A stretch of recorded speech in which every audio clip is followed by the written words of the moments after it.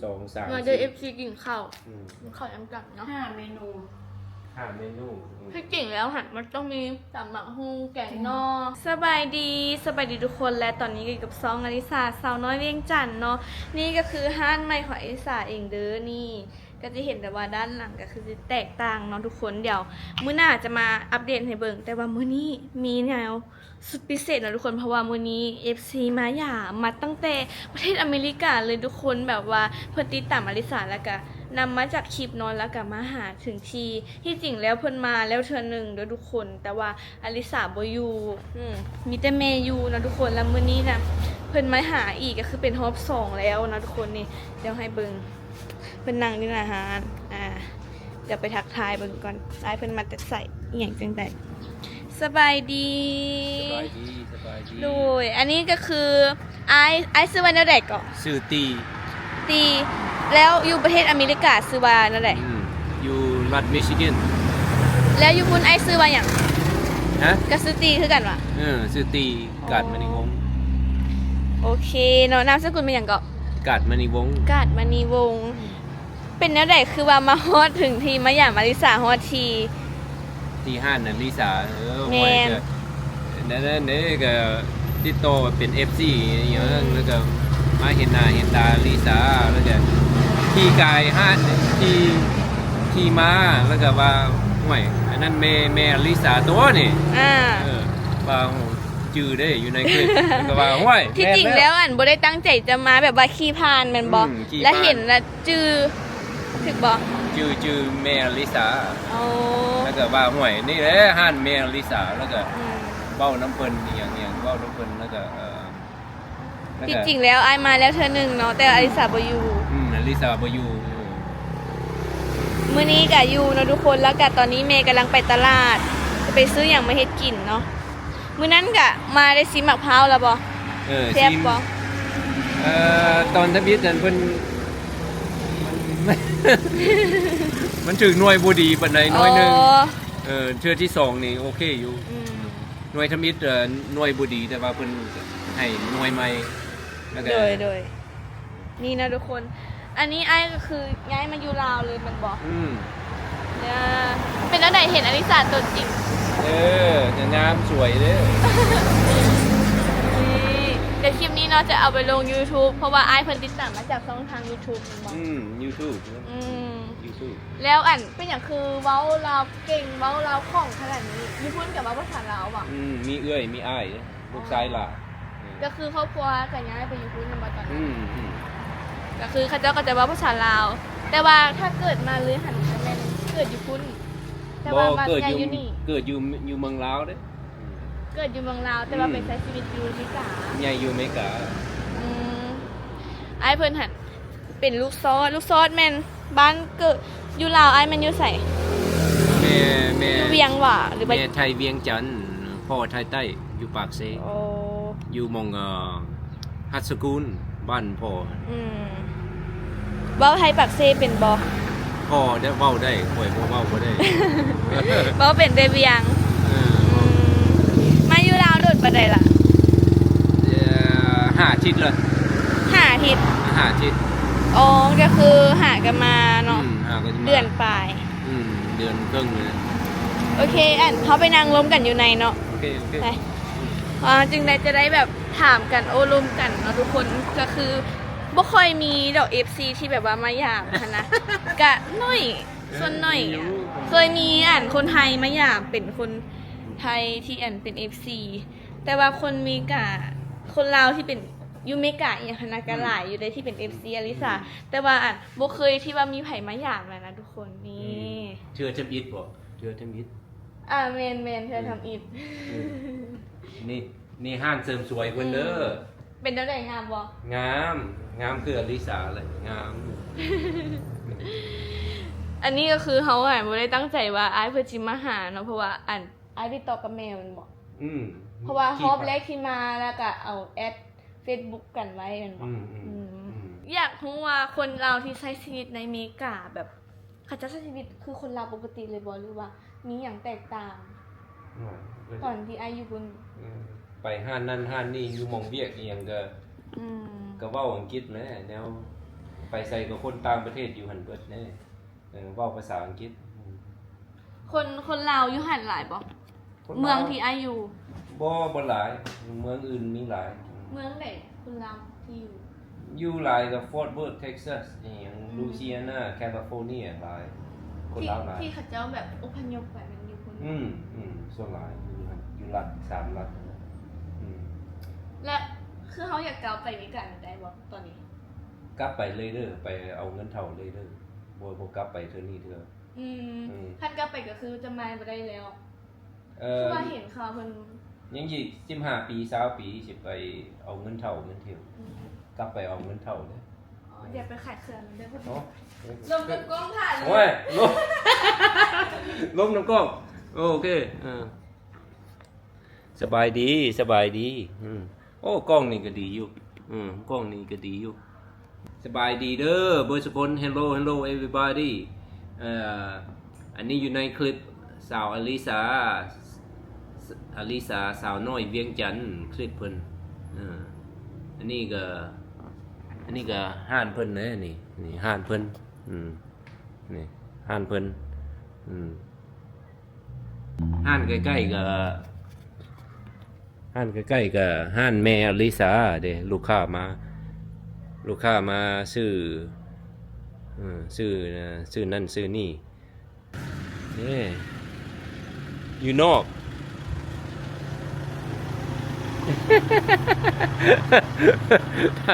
ถ่ายคลิปถ่ายคลิปเด้เป็นซอยลูกค้าอยู่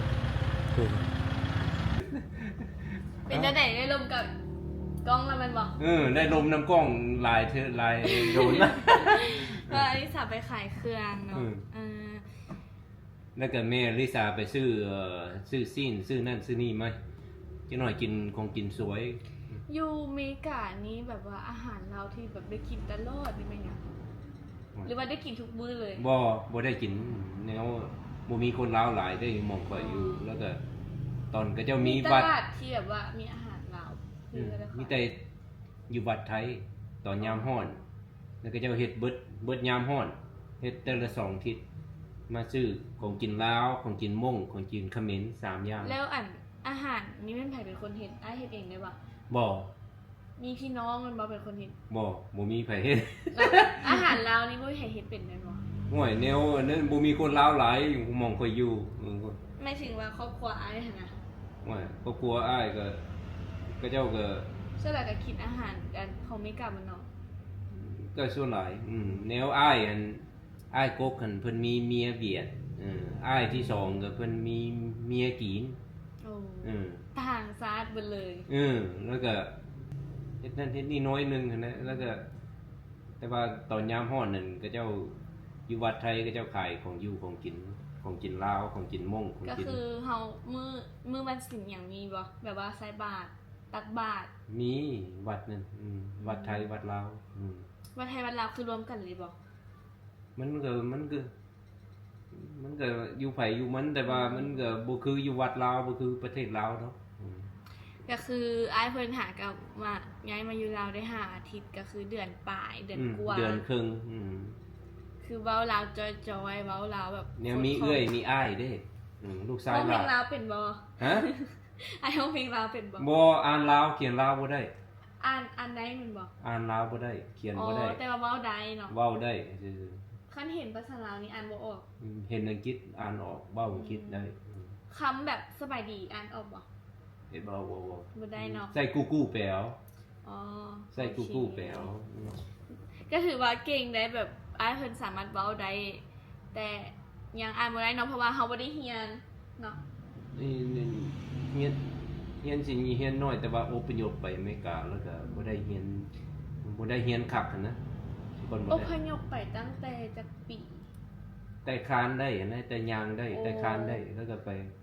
ก็คือเกิดตอนเกิดใหม่ๆมันเกิดอยู่ลาวเนาะ เกิดอยู่ลาวแล้วก็ไปศูนย์นาโพอยู่ไทยไปหันก็3ปี4ปีโหแล้วก็ไป อเมริกา ไปศูนย์ฟิลิปปินส์แล้วก็ไปเบิดครอบครัว8คน9คนไปอเมริกา ขอถามในอ้ายอายุจักปีแล้วตอนนี้ สิเข้า51โอ้ สิเข้ามา11ก็คืออ้ายเพิ่นอพยพตั้งแต่ตอนที่ยังบ่ฮอดปีอ่ะได้50ก็ไล่เป็น50ปีเนาะที่ว่าไปใช้ชีวิตอยู่พุ่น 42 ปีอยู่กันใหญ่อยู่อเมริกาแต่อายุ8 ปีมันนี่สิเข้า51แล้วอยู่12สิเข้า43 ปีอยู่ โอ้ อืม ถือว่าแบบดีได้บางคนเขาเจ้าแบบเป็นไงยุหันแต่ว่าเขาเจ้าเว้าลาวบ่เป็นหั้นนะ เกิดคนมันต่างกันเบิดเทื่อคนมุ่งนี่เขาโคเซียวมีแต่เว้าหมด คนมุ่งกันหลายได้เนาะอยู่หันอยู่อเมริกากันหลาย ก็หลายอยู่แต่ว่า อเมริกาเลยเนาะ แต่ว่าคนลาวหลายคนลาวมีอย่าง500,000 กาย 500,000 คนขึ้นไป แม่นบ่ 550,000 กว่าคนลาวหลาย คนมงนั้นมีแต่100,000 ปลาย 200,000 ปลายคนลาวหลาย นี่เป็นจังไดอันมาอยู่ลาวได้เดือนกว่ารู้สึกจังไดอ้าย จะมักบ่ได้เห็นฝนเทื่ออากาศดี อ๋ออันมานี่มันมาช่วงปีใหม่แมันบ่ช่วงเข้าใกล้สิฮอดปีใหม่ ก็คือมันเดือน12เดือน12วันที่18มาฮอดแล้ว มานี่มันยามหนาวย ามหนาวอยู่นี่ ก็ถือว่าหนาวอยู่เลย ยังว่าหนาวก็บ่ได้หนาว บ่สู่หุ้นแน่นอน หนาวก็บ่ได้หนาวค่อยเด้ แม่นเพราะว่าอ้ายเพิ่นเราอยู่เขตหนาวแล้วมาอยู่นี่มันก็บ่ได้หนาวเนาะแต่ว่าสำหรับเฮานี่10กว่าองศาก็หนาวแล้ว โอ้อยู่พุ่นยามหนาวเลยจะใส่เสื้อ3ชั้นพุ่นใส่หมวกใส่นั่นนี่นำ สโนว์เนาะสโนว์ตก คือตู้เย็น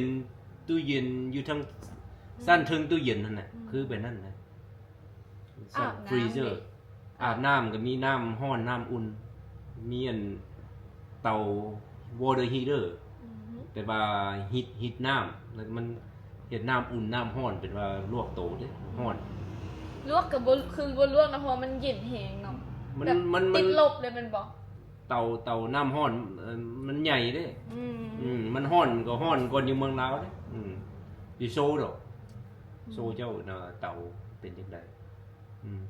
มาเห็นหน้าดีตางามเนาะลิซ่านี่เนาะได้เพิ่นสิได้ผัวลาวบ่ได้ผัวไทยบ่ฮู้เด้ตามคลิปไปเด้อ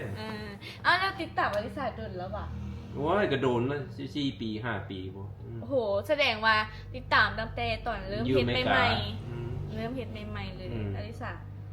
ช่วงเฮ็ดใหม่ๆหัน FC อยู่อเมริกาหลายคนเบิ่งอยู่อเมริกาหลายแล้วกับมีต่างประเทศเนาะทุกคนก็หลายแต่ว่าหลังๆนี้ก็บ่ค่อยได้อัพคลิปแน่มันบ่อลิสาก็ ว่าจะอัดคลิปแล้วต้องมีเงิน YouTube นำมีเงิน YouTube นี่ก็สิอัดคลิปคือกันเฮ็ดก็ดีได้แบบว่าคนอเมริกามาอยู่ลาวอย่างสิซ่อง YouTube สิไปซื้อกล้องคือแบบอลิสานี้อยู่อเมริกาออเดอร์มาแล้วบ่ได้เอามากล้องนี่ออเดอร์ส่งกันแต่ว่า ถ้าเฮามาถ่ายวิดีโอ บ่ได้เอามาแล้วออเดอร์มาเพื่ออันนั้นเหรอสิเฮ็ด YouTube อีหลีบ่ เฮ็ด YouTube ดีแล้วทุกคนเดี๋ยวมื้อหน้าอ้ายเพิ่นมีอันนั้นก็สิเอามาถ่ายคลิปนำกันบ่ถ่ายคลิปนำกันแล้วก็สิแบบว่าให้อ้ายเพิ่นสอนภาษาอังกฤษได้ดี Hello สบายดี มีคำไหนมีบ่คำที่เว้าบ่เป็นภาษาลาวหรือว่าเว้าเป็นหมดทุกคำเลยเข้าใจก็เว้าภาษาลาวหั่นคือแบบ85%นั่นนะก็คือปั่นเว้าได้ซ้ำคนลาวคนหนึ่งเลยแหละบางคนหันเว้าบ่คอดได้เว้าแบบว่ายังติดสำเนียงอยู่คนอยู่โดนบางเจอกันโอเคทุกคนเดี๋ยวเราสิมาอัปเดตอีกบัดนึงแม่นตอนที่แม่ลิสามาเนาะแล้วก็ซื้อของกินมาเฮ็ดกินเพราะว่าอ้ายเพิ่นอยากกินหยังเครื่องในงัวอยากกิน whatever ตามใจแม่ลิสาสิเฮ็ดให้นะสี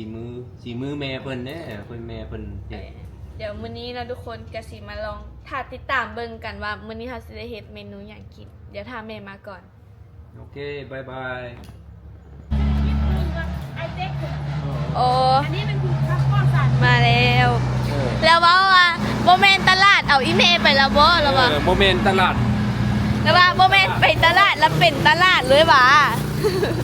แม่ลิตาโหลิตาไก่มันเลื่อนตลาดแล้วซื้อผักมาเลยใช่ป่ะ ได้อยู่ว่าซีนนะ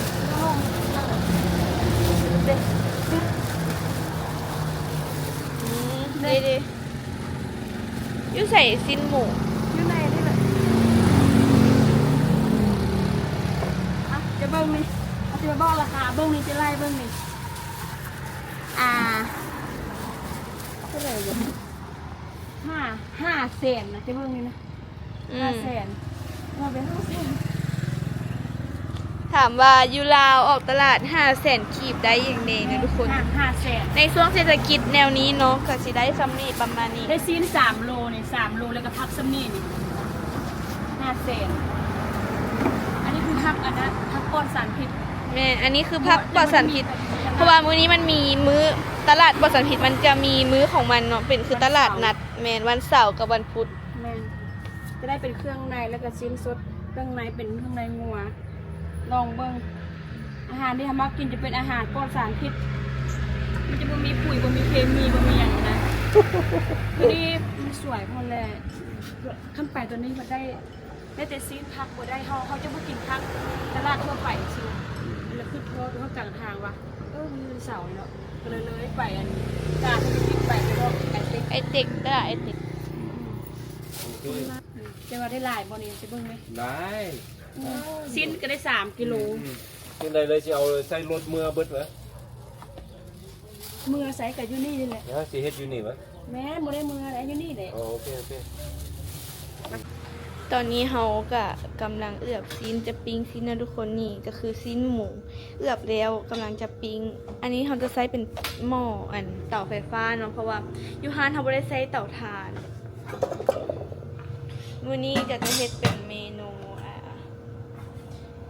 ปิ้งซีนเด้อทุกคนแล้วก็จะมีเป็นต้มเครื่องในงัวเนาะนี่แม่ซื้อมาเป็นเครื่องในงัวตัวนี้ ตัวนั้นจะปีกชิ้นหมู ไปเครื่องในไปของมัน แม่มีหมักถั่ววะ มี โอเคเราจะเฮ็ดต่ำหมักถั่วนำด้วยทุกคนแต่หมักถั่วกินกับปิ้งซีนโอเคเดี๋ยวเขามารอถ่าเบิ่งตอนอาหารแล้วเนาะเพราะว่าตอนนี้กำลังรอถ่าซีนให้มันสุกนี่ทุกคนนี่คืออาหารที่เราเฮ็ดตอนรับแขกในมื้อนี้บ่มีต่ำหมักหุงในมื้อนี้มีแต่ต่ำหมักถั่ว โอเคแซ่บเบิดแซ่บเบิด ยังบ่ได้กินซ้ำแซ่บเบิ่นล่ะ โอ้ซิมนะแกงนี่แซ่บ อันนี้จะเป็นแกงเครื่องในงัวเนาะแล้วก็จะเป็นตับเป็นพวกเครื่องในแล้วก็ขั่วผักบงตำหมักทั่วปิ้งซีนแจวพิยะ สาวลิซ่าตามยูทูบเบอร์ที่เสียงดังนี่ ซิมเลยมาว่าจะเด็กก็บ่คิดว่าสิได้กินข้าวอยู่นี่ บ่ได้คิดว่าสิมาเจอสาวลิซ่าเจอ อ๋อ เธอทำอิฐ มากินเลยกินเลย โอเคกินโลดตามสบายนะ อันนี้ข้าวไก่น้อยรู้จักบ่ข้าวไก่น้อย บ่มีแต่ฮู้ใจ พูดแต่ข้าวเหนียวเนาะ มีแต่ฮู้ข้าวเหนียว มันมีข้าวมันมีหลายแบบ และอันนี้เห็นนะมันปลูกอยู่เสียงขวาง โอเค ก็เลยว่าข้าวแกงน้อยเสียงขวางอันนี้จะหอมหวาน แม่นล่ะบ่ฮู้เด้ เม็ดมันจะเป็นแบบนี้ ข้าวแกงน้อยนะ โอเค อืม แซ่บเบิดหั่นนะ โอเคอ่ะ แล้วแม่สิมากินเหรอ โดย นี่แม่ลิซ่าเด้ โอ้ยสบายดี มาพบแม่ลิซ่าเทื่อที่2มาพบสาวลิซ่านี่เทื่อเทมอิฐนี่ของกินนี่แซ่บแกงก็แซ่บ ยังบ่ได้ถามอ้ายเลยว่ามักรสใดบ่ฮู้เฮ็ดตามที่ว่าเฮาให้กินปกติ แซ่บ แซ่บ แต่บ่ได้กินแซ่บๆก็ ซิมแล้วกินเลยนี่กินลายต้นนะนี่กินซิมแล้วนี่ซิมแล้วนะ1 2 3 มาเจอ FC กินข้าวข้าวยังกลับเนาะ 5 เมนู 5 เมนู ถ้าเก่งแล้วหันมันต้องมีตำหมักฮุงแกงนอ แกงหน่อไม้สูตร ตามใจนะ แกงหน่อไม้แต่ว่า แซ่บเบิด มื้อนี้บ่มีหน่อไม้ ของกินลาวแซ่บเบิด ขึ้นนำฤดูกาลเด้ มันต้องมีหน้าฝนจังมีดอกไม้ คลิปนี่สาวลิซ่าเนี่ย กินข้าวเด้อมาเด้อ คนน่ะโอ้ยน้อง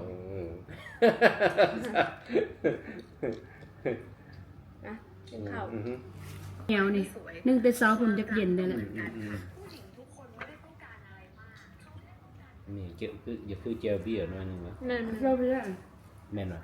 เคี่ยวไปแล้วอันนี้น้ำต้มตัวนี้นะเอาครับเอาอันนี้ใส่ แซ่บน้ำแซ่บอยู่กินแล้ว อืม น้ำแซ่บ เบาๆบ่ได้จัดไปนะ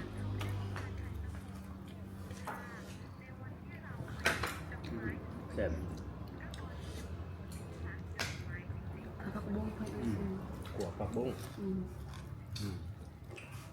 ลิซ่าแซ่บบ่แซ่บเบิดแซ่บเบิดบ่ แซ่บ อืมอืม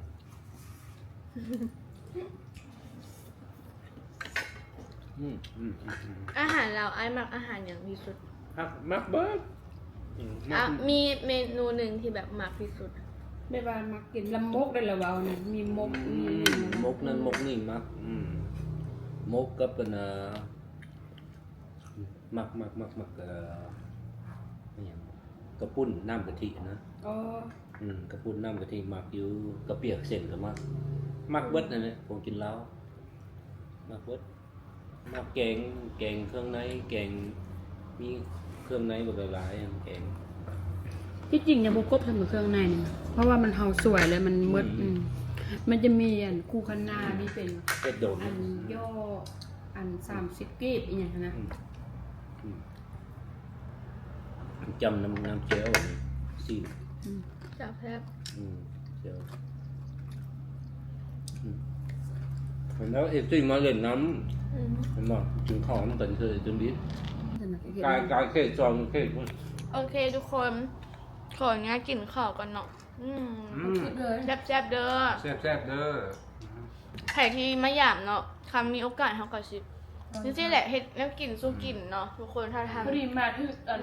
หมู่บ้าน มาแทนดึกแบบกินข้าวสวย กดไลค์กดแชร์กดไลค์กดแชร์เด้อ เอาฝากถึงคนที่เป็นชาวต่างชาติที่เบิ่งคลิปนี้แล้วว่าเป็นภาษาอังกฤษบอกเขาจะว่าติดตามอลิสาให้แน่ Hello follow her channel subscribe and post like give thumb up like